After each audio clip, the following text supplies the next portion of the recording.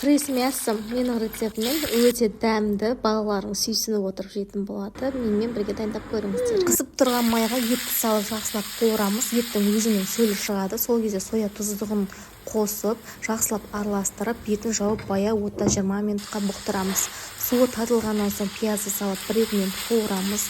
Артынша болгар бұрышы, 1 шай қасық томат пастасын қосып жақсылап 1-2 минут қуырамыз.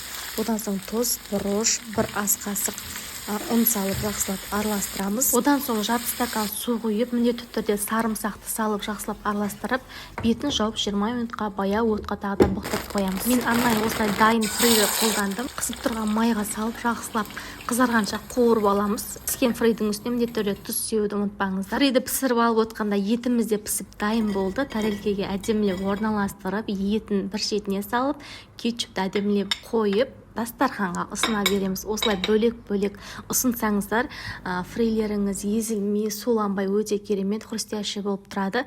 Ас болсын, пайдалы парақшама міндетті түрде тіркеліп алуды ұмытпаңыздар. Достарыңызбен де керемет рецептіні бөлісіп қойыңыздар. Келесі жүздескенше.